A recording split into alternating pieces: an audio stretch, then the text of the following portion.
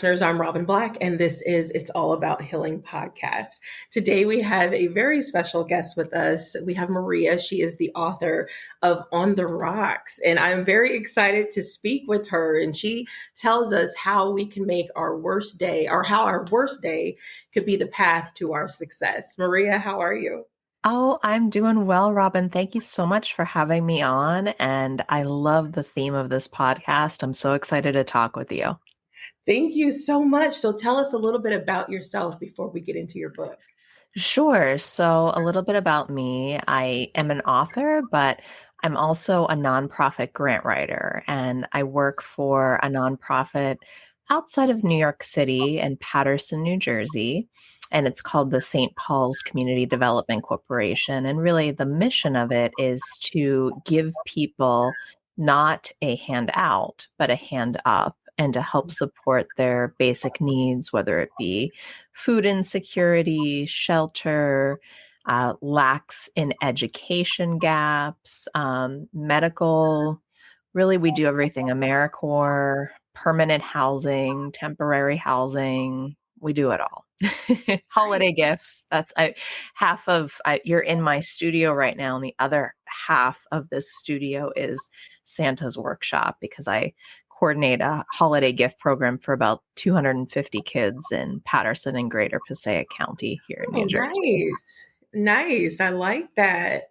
So go ahead and tell us a little bit about your book and how it all started.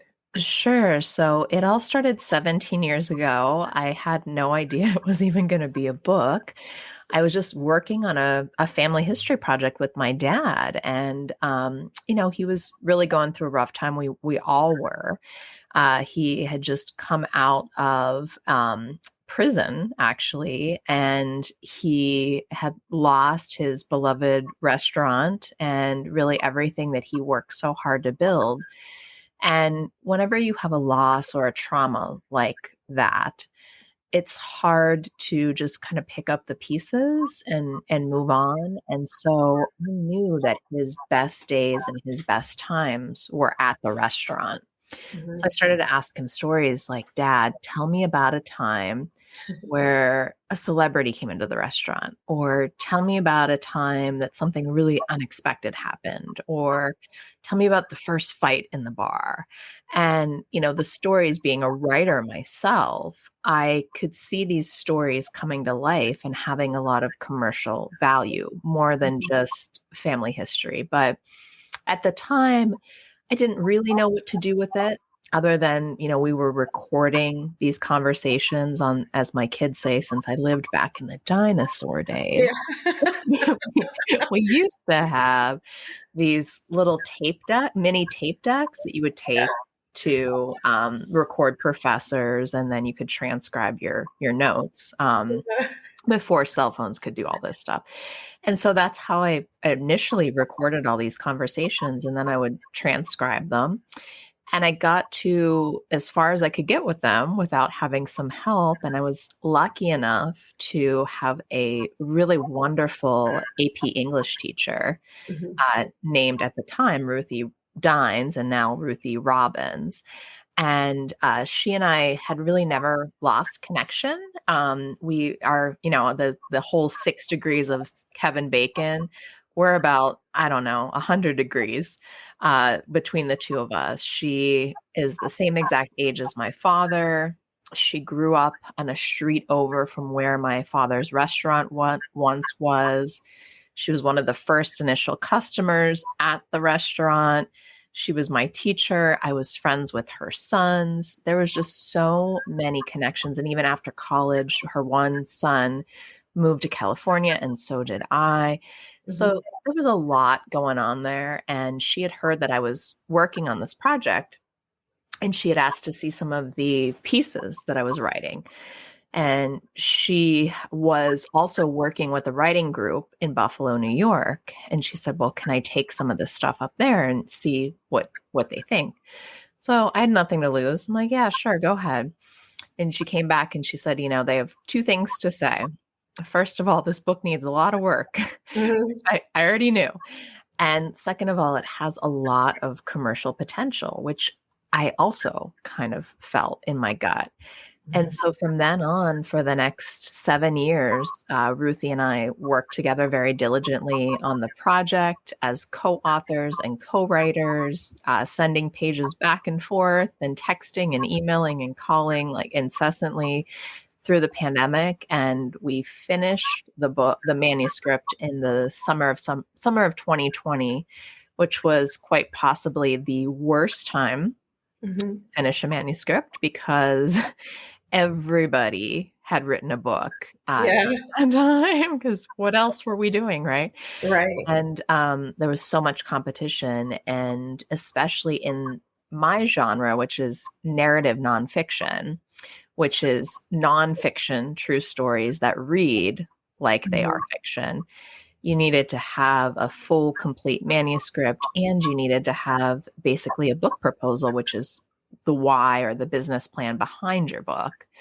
And it's pretty intense. A manuscript on its own is about 80, 90,000 words. And then on top of that, the business plan is about 60 pages. Mhm. And, that's a lot to put together. And then you'd have to do query letters, which were basically these introduction letters to agents. And it was it was really, really tough. And we were very unsuccessful for a while.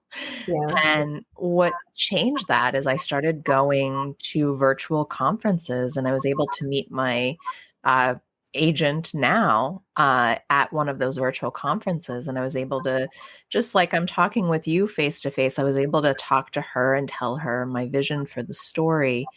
And that was that. About 6 months later, she signed us. We went on submission in the fall of 2021, and the book finally got picked up by a publisher in the fall of 2022. So it was a very long, arduous process, Yeah. lots of no's, lots. I'm like the queen of rejection. Everyone tells Mhm. me no. But Yeah.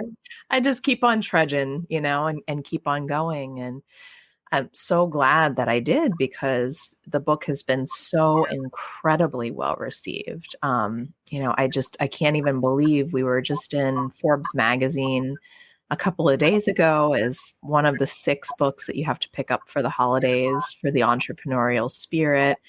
I was featured in LA Weekly over the summer as one of the 15 authors to watch for in 2023. Mhm. We've been on, all kinds of podcasts, radio, television, national, international. It's just been so cool. So, Yeah. never, never, ever, ever give up on your dream. Absolutely. So tell us, like, what is the book more about? So the book is actually written from a really interesting perspective. So it's about my father, and it's about his rise to success in the restaurant industry back in the 80s through the early 2000s. And he Mhm. was a postal worker. And whenever I was 4 years old and my sister was 9 months old, he decided to leave his cushy career and buy a failing business in a really seedy, corrupt part of town because he couldn't afford anything else.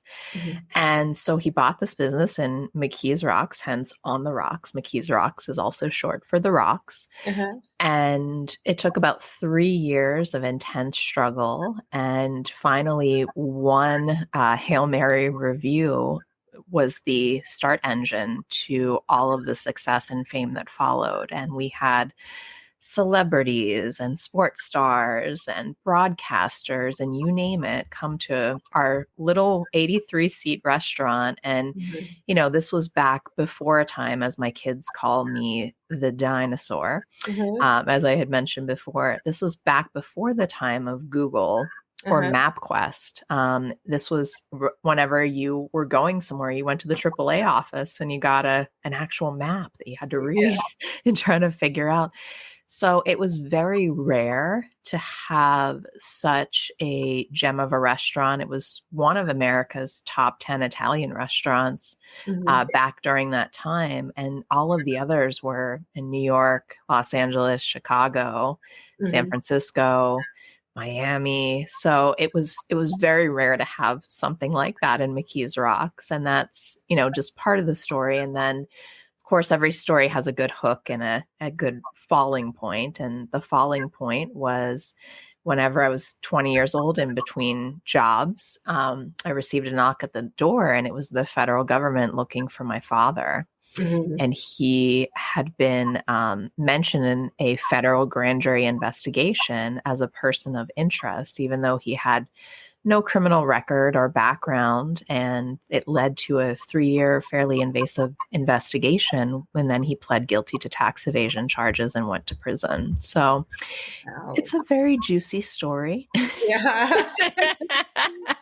We have a little of everything, if you like a lot of action. It's really short chapters, but I think the unique part of it is that it's written by myself and my co-author, Ruthie Hmm. Robbins, who we both are female, Hmm. but it's written in the perspective of a male. Yeah. So it's the first person point of view of my father. So if we've done our job well, while you read the book, you feel like you're sitting at the bar rail with him, talking to him about the stories that happened at the restaurant. Wow, that does seem like a pretty interesting book. I like that. So this whole journey, it so how old were you now when this started? Whenever he got into the restaurant was February 1986, and I was 4 years old. My sister was just 9 months old. So, Okay. and it follows the story probably follows me through my 20s. Hmm. So it takes place about 15 plus or minus years, where a whole lot happened during So that time. what were you doing during this time? Well, whenever I was 4 years old, I was just kind of hanging out and being a 4-year-old Right. and loving, the fact that I had this big kitchen to play in. Hmm. Kids nowadays, they have everything's plastic, right? They have those Hmm. plastic kitchens, so much plastic food. It's like, geez, I can't even eat another plastic carrot. Hmm. But for me, my playground was the restaurant. I would go and pretend like I was serving my Barbies drinks or, wait on my teddy bears in the bar stools, and it was cool and it was magical. And then, I would say whenever I got to be an older child, there was definitely a little resentment. Because it took away so much time for my dad. My dad was really all in this business. So we always said it was the son that he never had. Hmm. And then as I got older into high school, into college, I decided to jump on board and I worked side by side with my family and just learned so much about people, learned so much about the public, about working in service Hmm. and hospitality.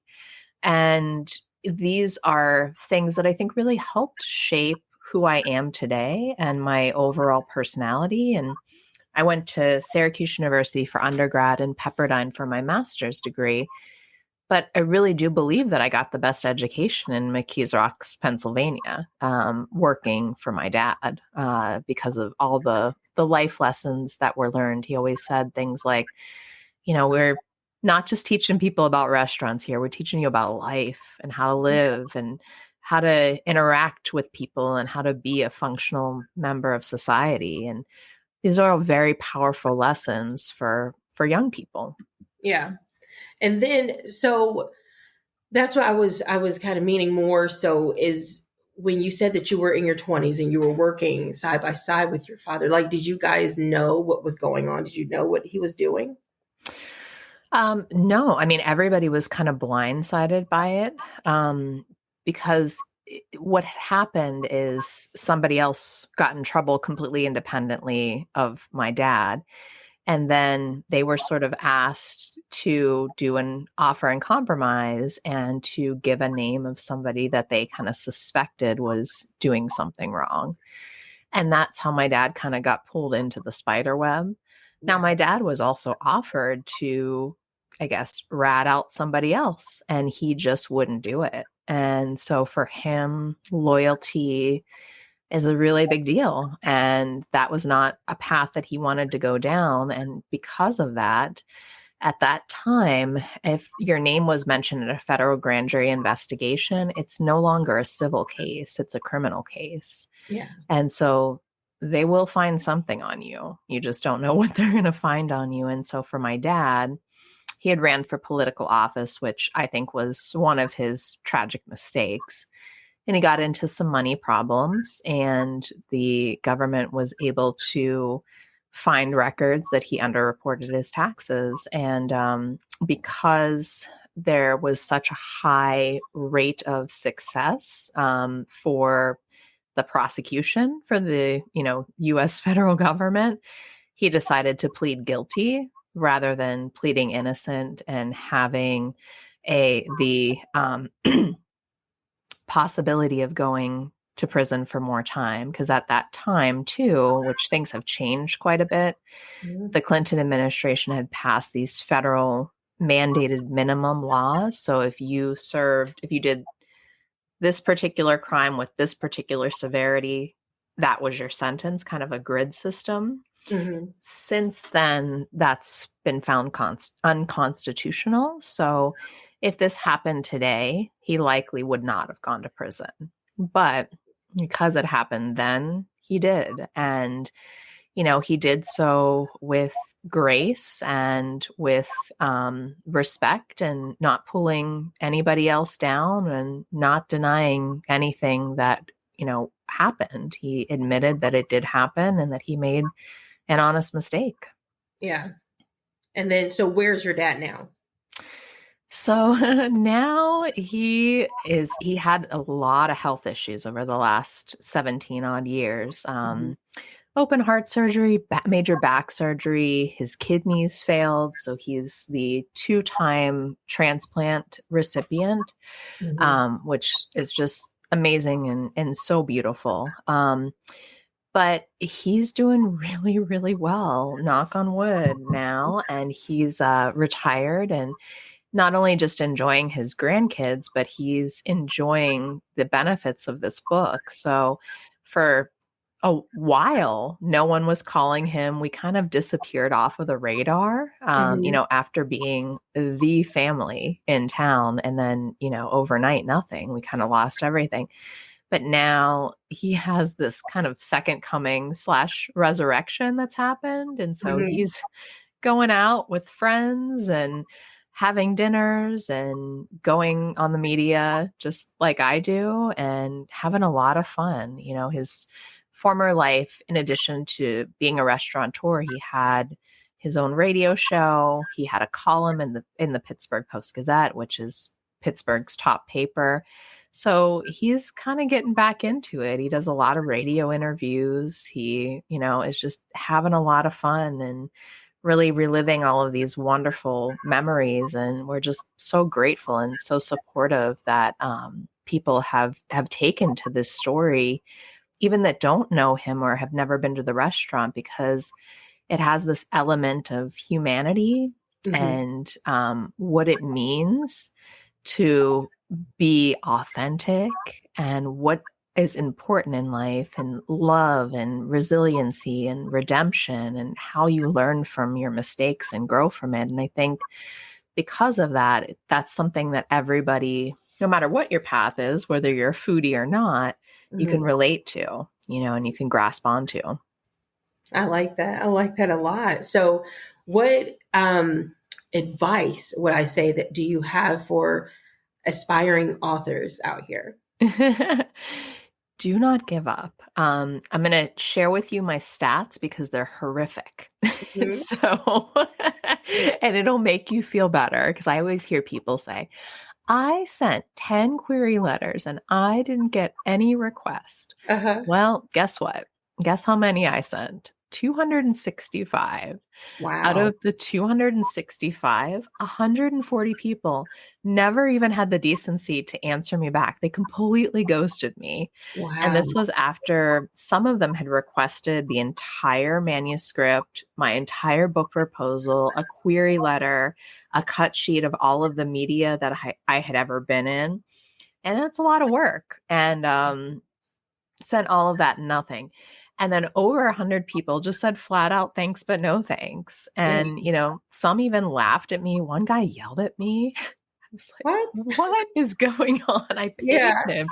I paid to pitch him at a conference. Mhm. And he stopped me one line through and he said, is this a joke? I'm like, no, this is certainly What? not a joke.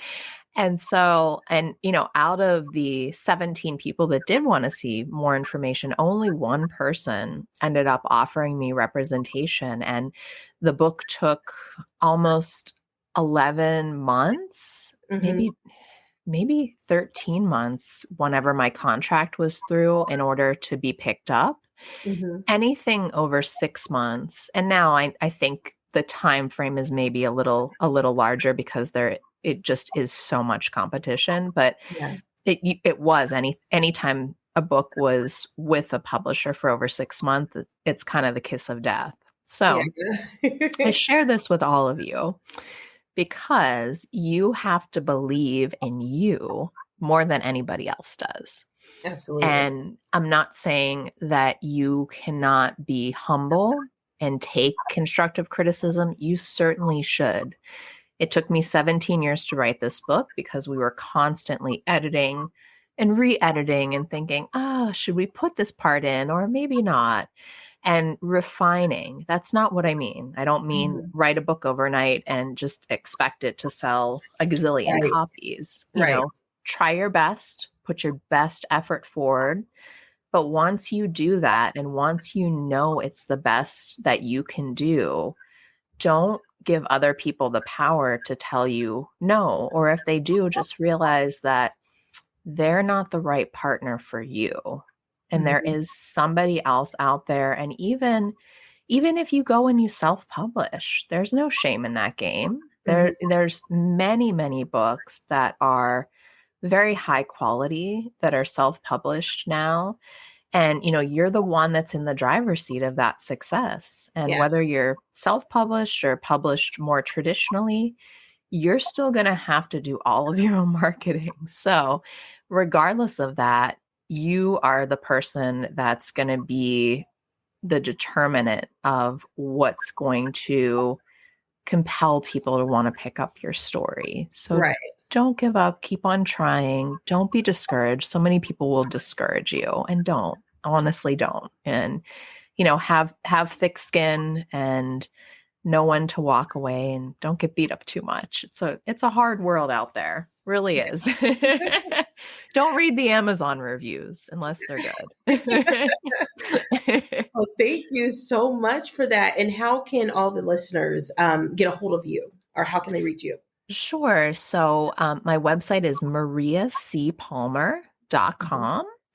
I do have on the bottom of that page, I have a newsletter that you can certainly sign up for. And, that gives very occasional updates. I only send something out if I have something to say. So, you don't get spammed by me or anything like that.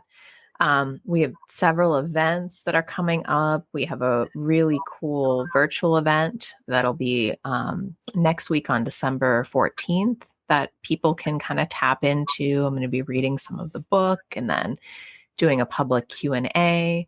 I have lots of cook and book events. So Mhm. hands-on cooking classes, and then we sit down over dinner and have a book discussion and a Q&A and then a book signing. There's just lots of wonderful stuff going on social media. I'm on Facebook and Instagram at Joe Costanzo. That's JoeCostanzo, Prima Donna, Primadonna. And there's many other ways to kind of keep in touch with what's happening. That's all on my website for sure. Okay. And then I'll also put that in the show notes as well. So if that's all that you have, then that we are good to go. Did you have anything else to add? No, I think that's fantastic. Thank you so much. I really appreciate it, Robin. This has been fun. It's No been really problem at fun. all. Thank you so much, Maria. And Of again, course. I'm Robin Black. This is It's All About Healing podcast. Everyone stay blessed. Again, I'm your host, Robin Black, and this is It's All About Healing podcast. If you're navigating grief, toxic relationships, trauma, financial pressure, or the slow work of rebuilding after setback piled upon setback, this channel is for you. Our community now spans 118 countries, proof that real stories travel and that healing accelerates when we carry one another. Share your story, lend your voice, and let grace turn pain into purpose. Book your podcast in the link below and share your story. Be sure to like and subscribe, and don't forget to hit that notification bell. Wherever you are in the world, good morning, good evening, and good night. Stay blessed.